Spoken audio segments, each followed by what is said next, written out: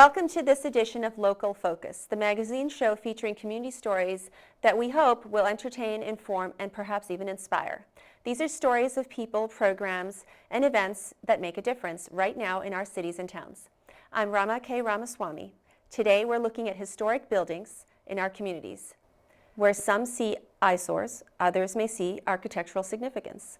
Where some see a deep, dark money pit, others see a diamond in the rough. Some of our stories today include a look at the oldest continually operating mill in the country, a walk in Wellesley with a local historian, and a profile of a documentary about a once grand Needham estate that has simply disappeared. But first, a controversial debate in Weston that many other communities confront may be nearing resolution. After 2 years of intense study, the Josiah Smith Tavern Old Library Working Group unanimously recommended that the old library become a branch of the new Weston Public Library and serve the community as an arts and cultural center. Town meeting in May will decide the fate of the project. Hi, I'm Marissa Mora. I'm the co-chair of the Weston Historical Commission, and we're standing in the reading room in the old library. So I wanted to tell you a little bit about this space and a little bit about the library's history. This is a beautiful, beautiful room. If you can see around you, we're surrounded by these lovely mullioned windows that have columns on the outside and lovely light from the inside. And up above on the ceiling are these beautiful oak rafters, open raftering with a hand finish to them that gives them a lovely sort of liveliness and shows the craftsmanship of this room. This room was really meant to be the main room where people could come and enjoy what the library had to offer in Weston. Now, Weston's library was started in 1899. It was actually completed in 1900. And this room was extremely elegant at the time. When it opened, it had a electrified chandelier. This building was entirely electrified, one of the first ones in town. When this building was built, it's an interesting style because it's a mix of what we sometimes call Jacobean, and it also has quite a few classical elements. In the hallway, there are these lovely Doric columns, and when we move into that space, you can see it. There are demi-lune lights and demi-lune spaces. And the outside is a mixture of classical front door with beautiful Ionic columns and these mullioned windows, and also the classic kind of Tudor and Jacobean styling of a steeply pitched roof, large parapets, and gable-ended brick, Flemish bond brick and limestone trim. So I'd like to tell you a little bit about the architect of this building. His name was Alexander S. Jenney, and he, like Stanford White of McKim, Mead & White, got his early training at MIT and under H.H. Richardson, who had recently, in the late 19th century, completed the Trinity Church project. He also began working with McKim, Mead & White on the Boston Public Library and essentially became the head of their Boston office and oversaw the project until it was completed in 1895. He then came and moved to Weston and moved here, and they determined that he would be a very good selection to design the public library. Obviously, he had a tremendous amount of experience, having just worked on probably the grandest public library in America at the time. What we want to do is take a look at the library, and the first thing is to appreciate that it was built 100 years ago with the best materials and the best workmanship available, and in fact has stood up with practically no maintenance for that whole 100 years. But the time has come that it needs to be repaired. Even quality of this type can't last forever. And the main problem that we're dealing with now is that moisture is infiltrating the roof and the masonry from above, rain and so forth, snow, and from beneath through the earth. And both of them are doing quite a bit of damage on the inside, which we will look at later, but there's quite a lot you can see of damage on the outside. We're on the exterior of the library. I'm standing in front of these wonderful decorative brackets that are part of the canopy over the front door. And it's very important to point out that while we look at the details of the deterioration of this building, to the masonry, to the roof, to the interior, to point out that if you don't repair it, the rate of damage accelerates. And the longer we wait, the more it's going to cost to repair it, which is obvious, but I think it will increase in cost exponentially because it will accelerate the deterioration. We need to deal with this right away. Repurposing often saves historic buildings. Waltham's watch factory building was built in the 1850s and was converted several years ago into housing and commercial space. Recently, a cloud security firm called CloudLock expanded into the new space at the watch factory. Waltham Newswatch explains in 2 back-to-back videos.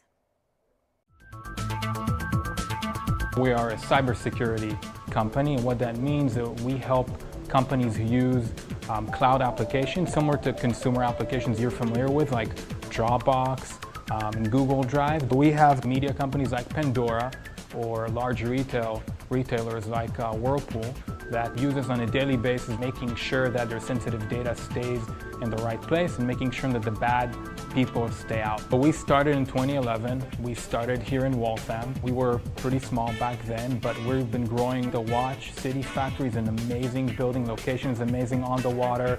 It has a lot of history and character. We're probably maybe the first industrial facility in the US.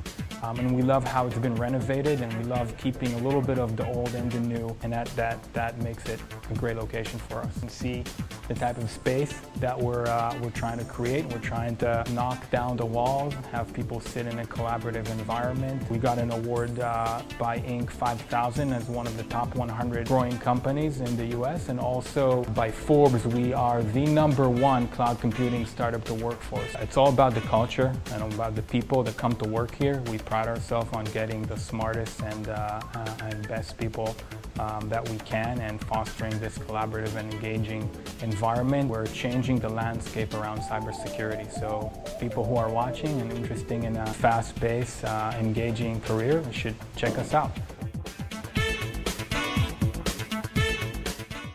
The Watch Factory remains the city's most magnificent architectural pearl. As the second of 3 phases nears completion, we got a tour of some of its new loft-style apartments. We have a lot of different floor plans, just because this was a factory, so we have apartments that were all restored to already fit a space that existed. The 96 units are rentals, not condos, and range in size from 600 to 1,300 square feet. Most are 2 floors. You have 2 entranceway closets, and then you come into your living room, dining room space. A full bath and 2 bedrooms in this unit are on the top level. This is a 2-bedroom Riverview unit. It runs $2,600 a month and is roughly 1,000 square feet. Courtyard view for one of the bedrooms, and then you're going to have the river view from the other bedroom. Here's the main room of the most expensive apartment of the lot. A 1,300 square foot 3-bedroom corner unit with a river view. The rent is $3,100. Then you come into a much larger bathroom. This one has exposed brick and it has 3 windows. The 3-bedroom, you have your stackable washer and dryer outside of the bathroom in the hallway. Parking will be in a lot across the street, currently being paved. The apartment block was once home to various watchmaking departments. In the units we toured, you can see the limitations of designing within the existing structure. So it's galley kitchen. They all come fully applianced, GE appliances. Storage is limited and the only hardwood is on the stairs. Some people live in a town their entire lives and never know much about its history, but not Josh Doran, who was born and raised in Wellesley. For Josh, a summer job at the Wellesley Historical Society turned interest into passion. Now, several years later, he's part of the Historical Commission, the town board devoted to protecting historical buildings and structures. This Wellesley media story aired several years ago when Josh was still at the Historical Society, but the information is timeless. Born and raised in Wellesley, Josh Doran has always wanted to know more about where he comes from. I grew up in an old Victorian house, so I just liked history, and a few summers ago I contacted the Historical Society asking them if I could do some work during the summer, and they said sure, we'd love it. Now, years later, Doran has become an integral part of the organization that sits on Washington Street. About a year and a half ago, the Education Committee, which I'm on, we met and kind of brainstormed ways to kind of just put Wellesley history out into the public. And one of the ideas we came up with was put together a historical walk. Armed with the Historical Society's resources, Doran started researching. So this is the Wellesley Farms Railroad Station, which still exists down there. It was built in 1890, and it was designed by Henry Hobson Richardson, who was a world-famous architect. He designed Trinity Church in Copley Square. Josh has a passion for Wellesley history. He started at the Wellesley Historical Society researching primary sources and secondary sources, and then went on through the internet, and there's so much information available. The first walk focused on transportation and how it shaped the town. By far the most important thing to the early development of this area was the arrival of the railroad in 1834. It wasn't just that people who were living here could now go into Boston to sell their crops or buy supplies. Rather, it brought a whole bunch of wealthy businessmen here because they saw Wellesley, or this area, as a wonderful place to build their summer estates. While the second walk highlighted the development of Wellesley Square. The whole reason that Wellesley Square exists at all is because of that building right over there, the Wellesley Village Congregational Church. The Wellesley Historical Society's mission is to serve as a resource center for the town, and these walks are a big step in the right direction. Almost everybody in the second walk had already been on the first walk.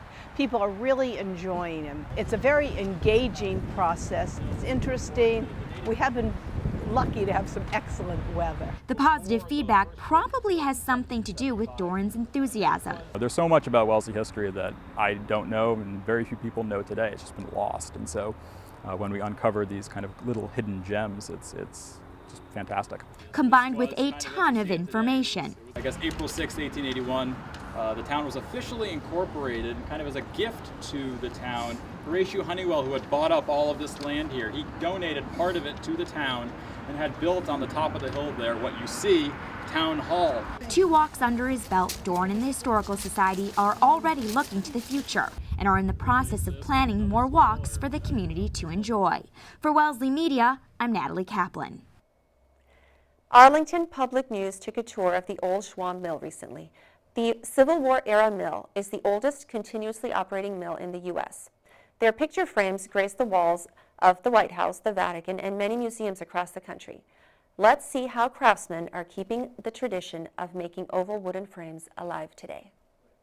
Since 1630 and for the next 235 years, the site would be home to a constantly evolving set of structures, including a water wheel, steam turbine, and workshops, which would power the evolving uses of the mill, which over the years included everything from spice manufacturing and making piano cases to constructing the oval picture frames that the mill is most well known for today. The Schwan family, which the mill is named after, first acquired the mill property in 1864. The Schwan family had immigrated from Germany and converted the mill to woodworking, especially for the use of making signature oval picture frames. In 1888, a water turbine was added to the mill to supplement the existing steam engine power. The water used to run in here under the bottom of the building. The wheel itself did not look like your classical mill with a wheel on the outside. It was inside, under the ground, inside, lower than the level of the ground.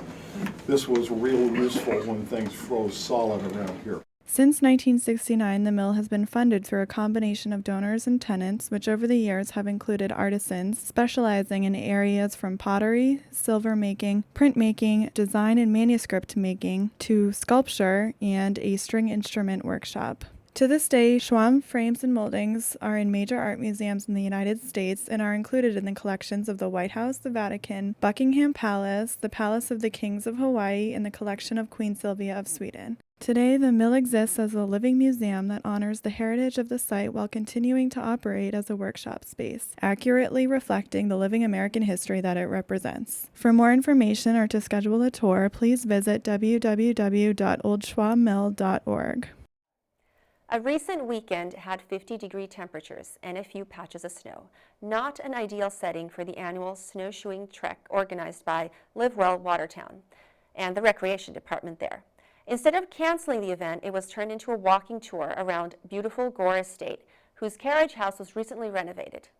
Watertown Weekly News took a camera to follow the group of Watertown residents as they learned about the estate and enjoyed some beautiful weather. Today, the Live Well Watertown group came for an outdoor tour of Gore Place. We mostly focused on the history of the estate, the life of Christopher and Rebecca Gore, what features existed on the estate 200 years ago, and how the estate is used today.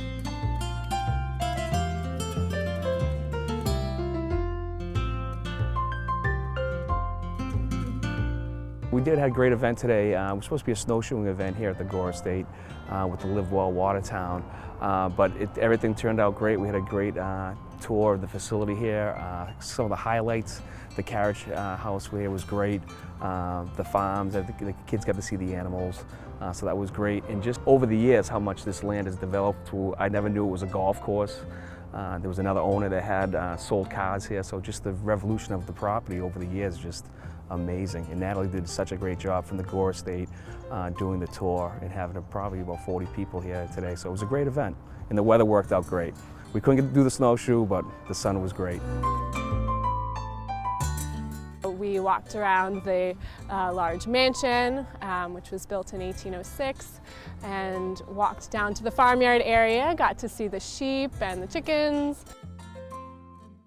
Live Well Watertown is offering all kinds of healthy living programs in the community, as you know, and we've been doing a lot with recreation through a Marshall Home Fund grant. And this is for programs for adults 55 and older. So this was one of the programs that was partially funded by the Marshall Home Fund. We had some families here that do other activities through the recreation department, so that was great. So it was, you know, younger and old, so it was a great mix.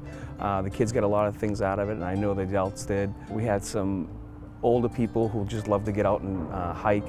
And it's a good social piece because the community's together, the kids are interacting with them. It was a good feel, and just so much community, and Watertown's always been a great community of just connecting. So I thought that was a big part of the day. We walked probably about 1.5 miles around the whole facility, so it was good. I think everyone got a little exercise today and a little culture, so it was a great day. The estate is actually on the Waltham-Watertown line, so I'm currently standing in Waltham, but the farm portion of our estate is in Watertown. The Gore Place is open to the public, so year-round people can come and enjoy the grounds. It's a really nice place for picnics in the spring and summer. In the winter we actually rent snowshoes, and people can even bring their own snowshoes or cross-country skis on the property. And then we have tours of the mansion as well during the week and on Saturdays. In the 1860s, William Emerson Baker retired from his sewing machine business with a vast fortune and purchased nearly 800 acres in Needham. His estate was widely regarded as America's first amusement park, but it is now gone. Derek Reisner from the Needham Channel produced a documentary about the estate, and here's a preview of Beautiful and Bizarre, William Baker Ridge Hill Farms. Beautiful and Bizarre is the latest documentary from Derek Reisner that takes a look back on Needham's rich history. This time, the story focuses on somewhere in town that has been lost to time, and the man behind the peculiar place. William Emerson Baker was a millionaire that lived back in the 19th century who made his money in sewing machines, and then he decided to retire at the age of 40 and buy this huge plot of land in Needham. It was about 800 acres. And turn it into his private playground. So it had comical peculiarities, it had lakes, it had museums, and a lot of interesting things, and pretty much everything was surrounding all his ideas. Even in retirement, though, Baker had big ideas that he wouldn't leave to rest. One of the things he was really passionate about was what they called the pure food movement. And basically it was the idea that food could be made healthier if the animals that were being turned into this food were made healthier. Pigs was the big one that he was obsessed with, almost to a rather odd and extreme extent.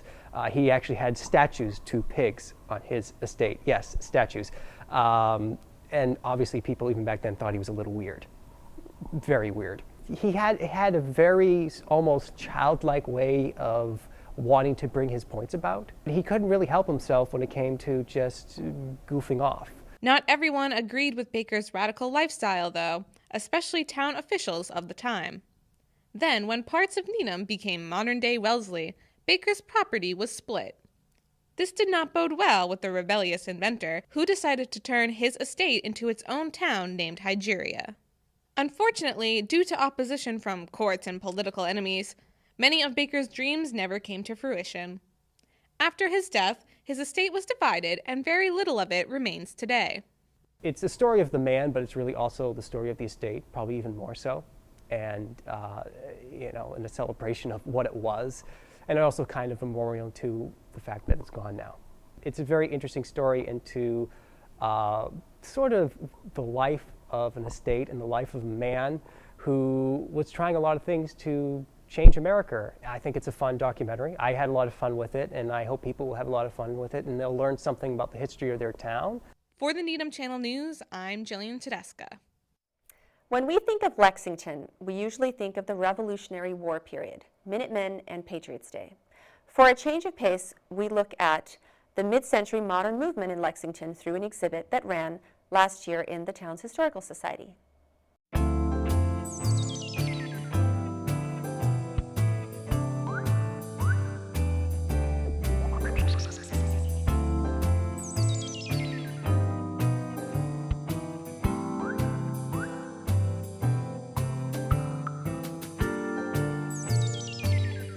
My name is Elaine Doran, and I'm the curator and archivist for the Lexington Historical Society. The mid-century modern movement in Lexington is a very important part of Lexington's history. This town was chosen for a reason. That's why the architects came here. They came here for the open and natural farmland that existed on the borders of the town. It was cheap at the time. Their houses that they wanted to build, they wanted to site in natural surroundings. They didn't want clear-cut lots. They wanted ledge. They wanted, fields, and it lent itself perfectly to their designs.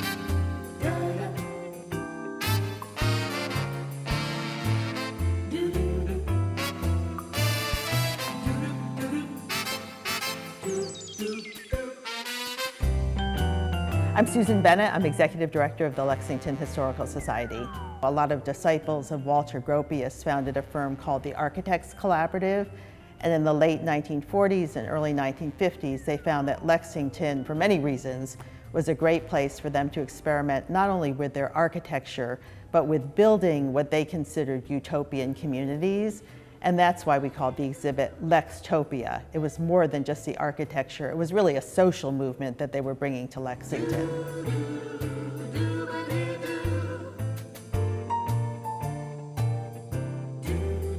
Rick Beyer had an idea that we should have an architect's office as part of the exhibit, and I couldn't agree more. And we remembered Phil Poinelli, and he worked with Walter Pierce at his firm. And we called Phil, and lo and behold, Phil still had his desk from the time that he worked at Walter's firm, and all of the tools and things that he used at the time. And he was more than happy to loan them, and came down here and set the whole thing up for us. And we couldn't be happier with it. It just looks terrific.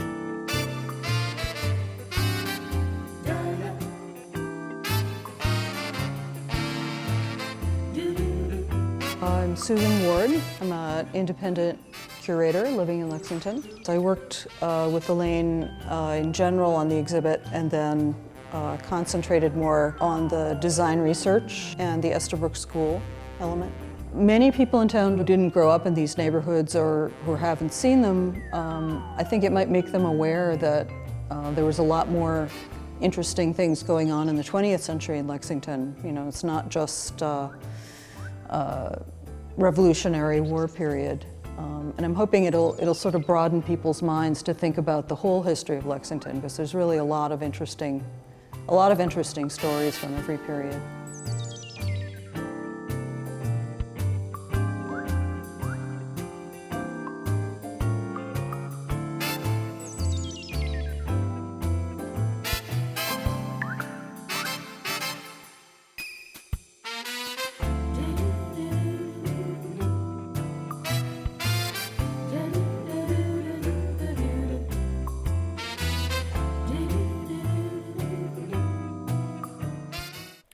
So that's our show for today. We leave you with a fun musical piece from Belmont Idol. Thanks for joining us, and we look forward to seeing you next time.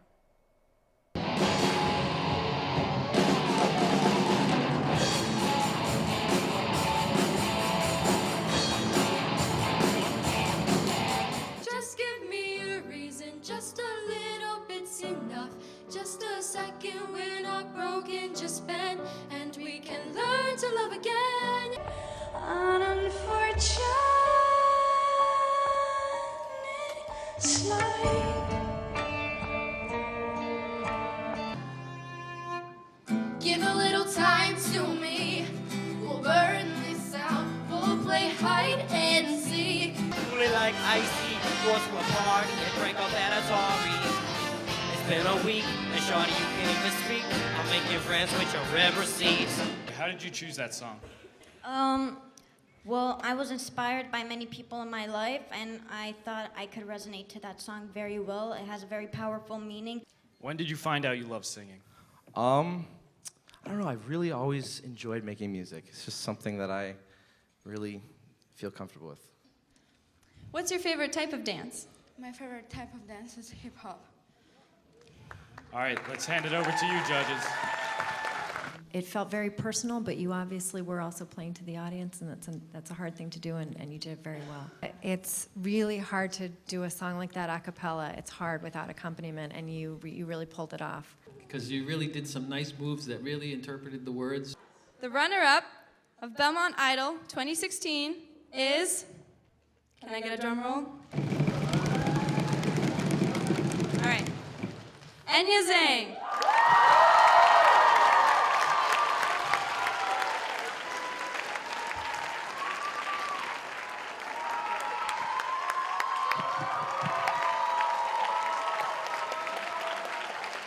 And now, the part you've all been waiting for, the two winners of this year's Belmont Idol are, another drum roll please, Leah and Bella, and free shipping.